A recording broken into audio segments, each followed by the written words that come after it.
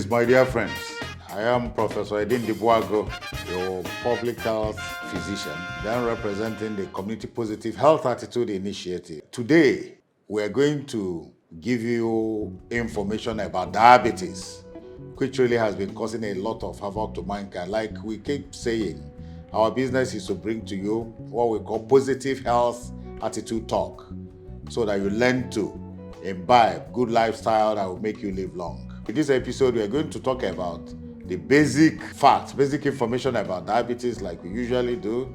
Then we talk about the risk factors, and finally, the symptoms, things you should watch out for.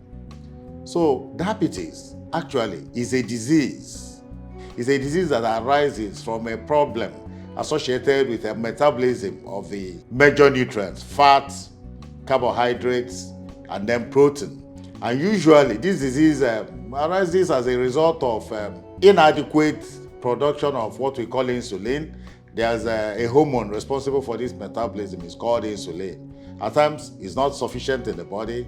At times it is sufficient, but the body can't properly utilize it. And then this hormone is produced by an organ, a gland we call pancreas. This pancreas is just right there behind the stomach. It has been noted that this disease really is increasing, especially in low and middle income countries. It used to be a problem of the developed country, but now it's even globally. You find out that 1 in every 10 human beings aged 20 to 79 years is diabetic. And you find out that out of 4 people who are diabetic globally, 3 are in the low and middle income countries. So it's a growing problem. As of 2021, about 537 million human beings were found to be diabetic. And this led to the death of about 6.7 million. So it's a very big problem. And the sad news is that the projection is that this thing is increasing, it's getting worse. It's projected by the year 2030, we have up to 643 million human beings battling with diabetes. And it's going to get worse by 2045, when it's expected that up to 783 million people will be living with diabetes. So it's a big problem. So all the efforts, even WHO, they're making efforts now to try and see if this thing can be halted by the year 2025, so that these projected bad statistics you don't get at them. And then one of the ways WHO actually is trying to do these things is by declaring November 14th every year as a World Diabetic Day. So that is by way of the basic information, the things you need to know about diabetes. It's really a problem. When we go now, let's move on to the risk factors, the things that will predispose you to getting diabetes. That is very important, because if you know these things, you can avoid them. As is customary with our talks, we divide these risk factors into modifiable and non-modifiable risk factors. Let's start with the non-modifiable ones. Those are the ones you can't do anything about. Non-modifiable risk factors essentially are: you have family history. People whose parents or relatives are diabetic usually end up having that. Not usually anyway, but in some cases, they're endangered. So they're the people who are at risk. They're the people who should watch out. Your parents, your close relatives, or anybody. So you should watch out and do the needful by testing and watching out, and then making sure you don't go down with diabetes. Because if you pick it early, no problem, that thing won't hurt you. Then the second one is age. After family history, you have age. It's been noted, exactly when we talk about types of diabetes, you see it is adult onset and juvenile onset. Okay, the juvenile onset usually occurs, that's what we call type 1 diabetes, in people before they get to the age of just children and adolescents, before they are 25 years. So once you're within that age group and you have family history, non-modifiable risk factors, you watch out. Then, of course, type 2 generally occurs in people who are 45 years. That's the commoner type. In fact, this type 1 occurs, the percentage is about 5 to 10% all the global diabetes cases is about 5 to 10%. So it's not as common as the adult onset one. And that is the one that essentially has a lot to do with modifiable risk factors.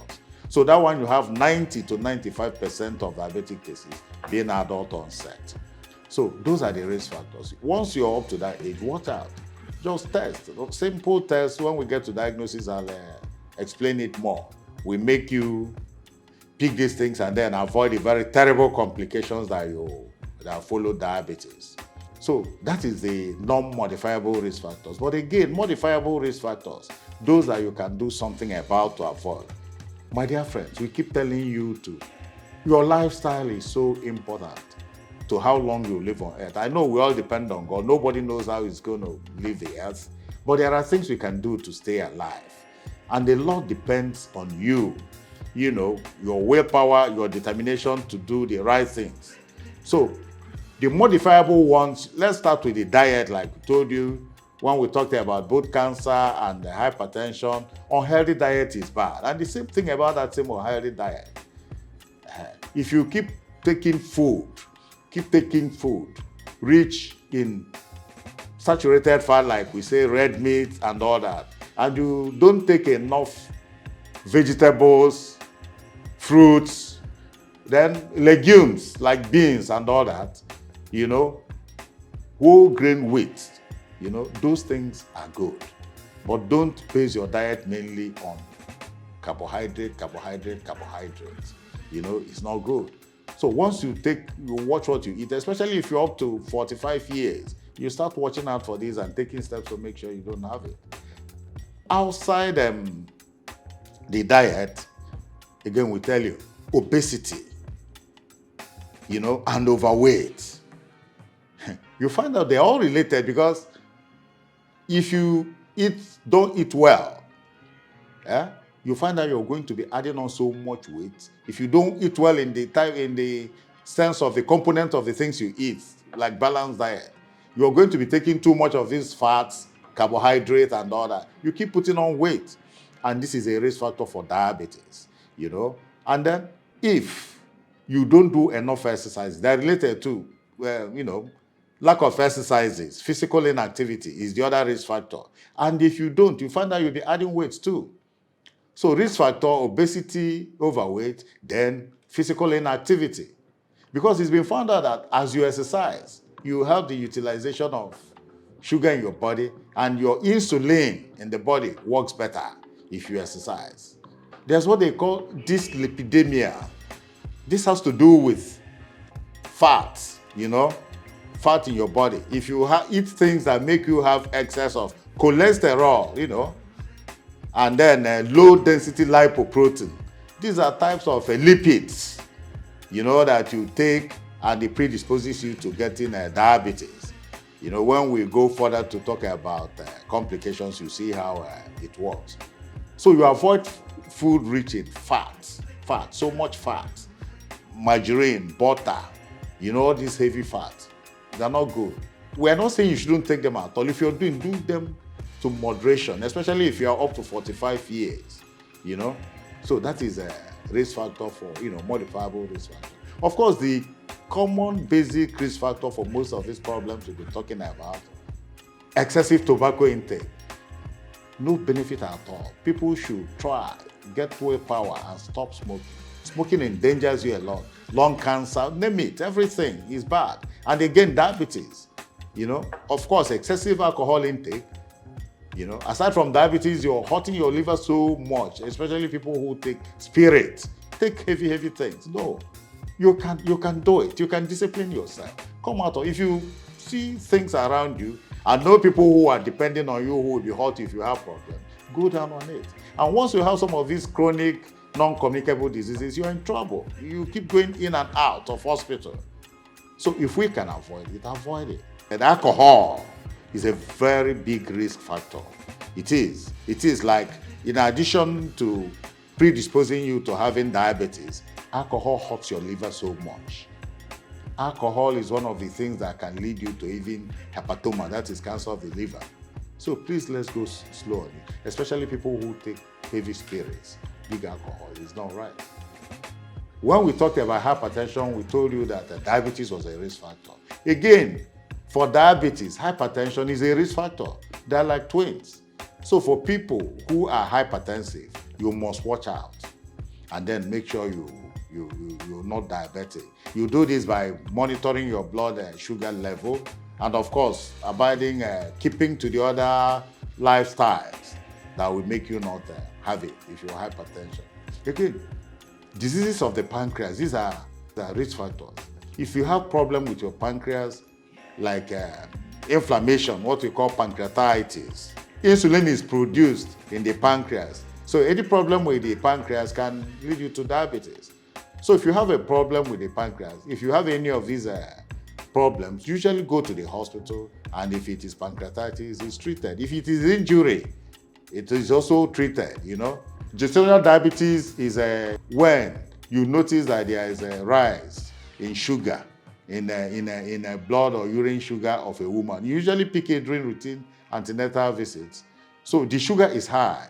The woman has the features of diabetes, but that diabetes is essentially as a result of the pregnancy. Once the pregnancy is gone, the blood sugar comes low. And there's a complication of this gestational diabetes. They usually have big babies. Their babies are usually 4 kg and above. That is a problem. So it's a type of diabetes. And why we are mentioning it as a risk factor is that people who had gestational diabetes are at risk of having full-blown diabetes at a later stage of their life, especially when they're above 45. So if somebody who has had gestational diabetes, you should watch out and make sure you make early diagnosis of diabetes if you have it.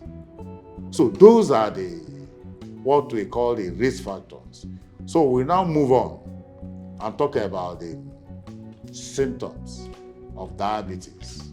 And my dear friends, it's so easy to pick, even non-medical people, to suspect that somebody has diabetes. There are these 3 P's. We call it polyuria. Polyuria is excessive passage of urine. You see somebody that gets up to 3 times or more in the night to pass urine. But know that it's not only diabetes that can cause that, urinary tract infection and other things can, but it's a classical symptom. And you find out as the person is passing urine, he has the other P, which is polydipsia. The person frequently wants to drink water. He's often thirsty, keeps drinking, keeps urinating, and there's the last P of the 3 is polyphagia. Polyphagia is excessive eating. The person is always so hungry. He's always hungry. And this takes us to the last major symptom of diabetes, which is weight loss. In addition to eating so much, because it has polyphagia, drinking and all that, the person constantly is losing weight. My dear friends, anybody that you see with these 4 major symptoms, diabetes until proven otherwise, that's the number 1 impression any healthcare person will have. Then you do tests to confirm. When we get to the diagnosis, you see the tests you do to confirm. So those are the major symptoms.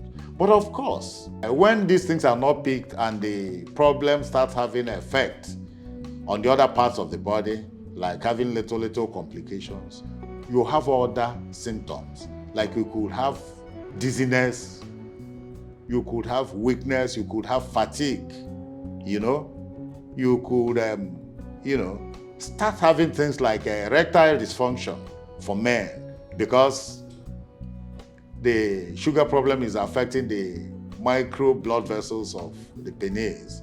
You start having numbness. You start having these, some people they might get injured on the feet without knowing, because the feet is a bit anesthetic as a result of diabetes. So, but we try and let people not get to this stage before you pick it up and treat it. So these are the minor symptoms you get when you have diabetes. My dear friends, yes, we used to end this talk by encouraging you, giving you a message from Community Positive Health Attitude Initiative. World Health Organization, they occasionally publish what we call key facts. They stated that diabetes can be treated and its complications delayed or avoided through exercise, through what you eat, You're so dear to us. That's why we are taking all these pains to bring this message to you. The whole idea of what we're doing is to give you positive health talk, things that will make you live longer. If you're disciplined and you listen to if you go to our website, www.cophai.com,